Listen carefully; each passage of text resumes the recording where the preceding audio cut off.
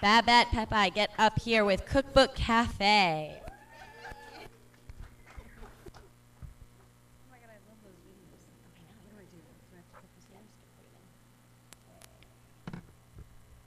Full disclosure, I know Babette, and she makes really yummy food.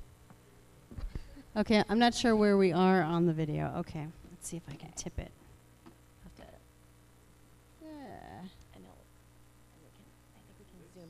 Yeah, don't let anyone see how many updates or emails I haven't addressed. All right, Babette, so what is Okay. Cookbook Cafe? All right, well, our goal was to democratize publishing. So we built a platform that allows anyone, nonprofits, independent people, bloggers, to create their own book, not only online and available on any web browser, but also as a native iPad app. Now, I'm sure you all have been hearing about ebooks. Ebooks are really great. They're beautiful. They're really being modernized recently, but it's really hard to pull that data out specifically for recipes, so that, imagine if you were looking at your cookbook collection on your wall and you had 100 cookbooks. Where are you going to find that chocolate chip cookie recipe that your daughter or your friend wants you to make? You have to go through all those cookbooks. So the idea is that we created a native iPad app so that anyone who creates a cookbook through our cookbook builder can give it away or sell it in our marketplace. Our app is really a marketplace/reader. And also my Twitter handle is at BakeSpace. So if you guys have any questions that I don't answer before we get done, then I would love to follow up as well. And use the hashtag LAAppShow. Yes, definitely. Let's take a look at Cookbook Cafe. Okay, great. So basically, just keep in mind that this is the reader and also the marketplace.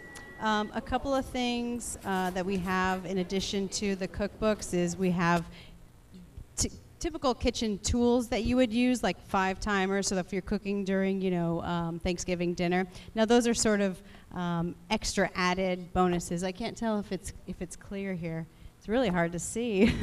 And also, each cookbook has social links. And for example, a couple of our partners that we've worked with, here I'll go to our homepage.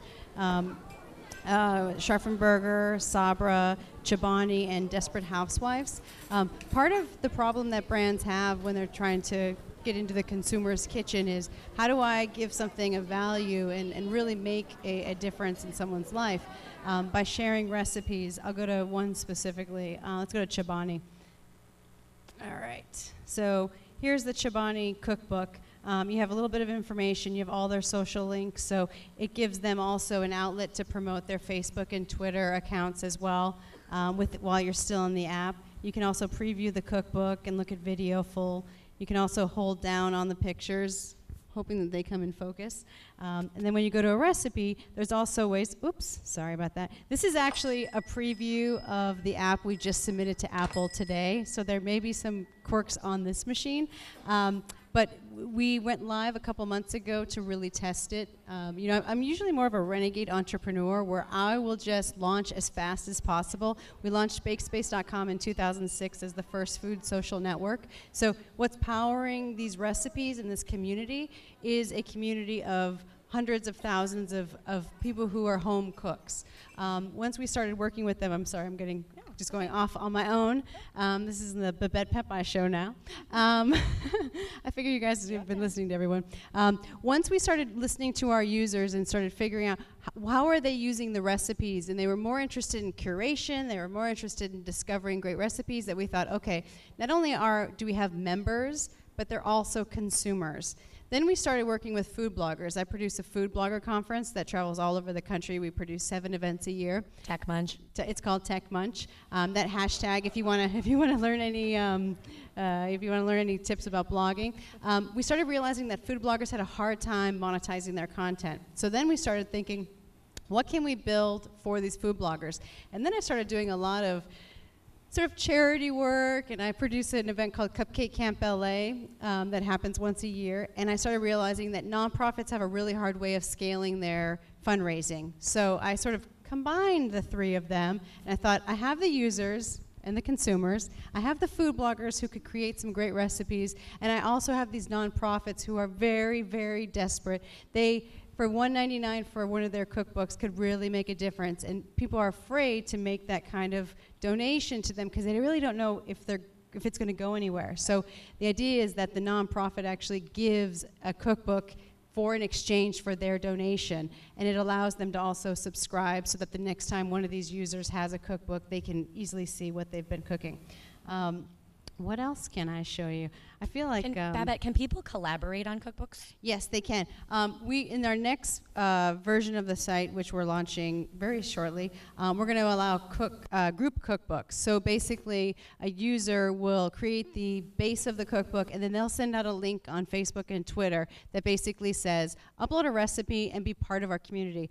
We noticed that a lot of schools, they want to do fundraising. So what better way than saying, hey, for our community outreach, instead of us actually building a cookbook and sending it out and printing it out and taking all the trees and doing all this stuff. So many people have tablets that they're already taking into the kitchen.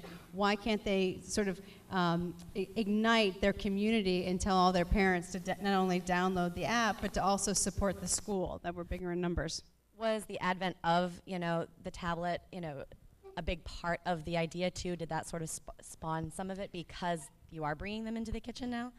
Well, I think because in 2006 when we launched, social networking was just sort of, it's so funny to say, but it's like there was a time when there was not a Facebook Connect button, and where you had to literally shake everyone's hand to get them to join your site.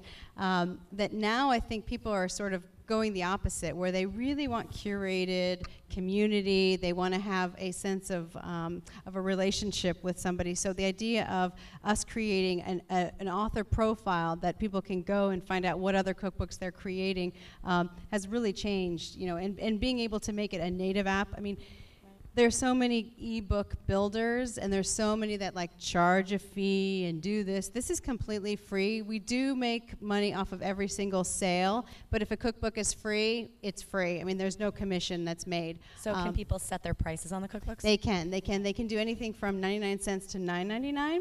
And we thought that was a good price point for the folks. I mean, some nonprofits will say this is a $9.99 app because they want to make more money.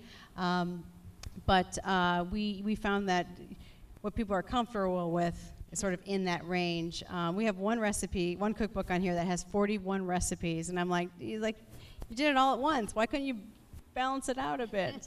But it also has video.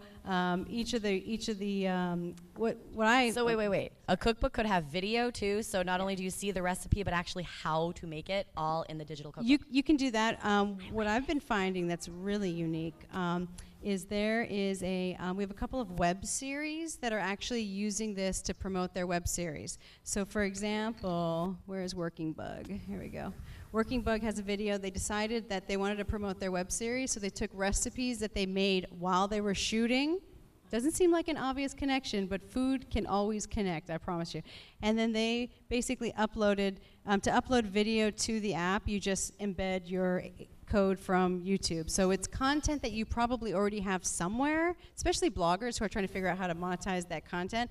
If they just start grouping them in 5 cupcake recipes, 10 cupcake recipes, it will drive traffic back to their Twitter accounts, their Facebook accounts, and start building community. Are we done? I think we are. Ah. We're past 7 minutes. That was awesome. Any last question? One question in the audience? Okay, right here.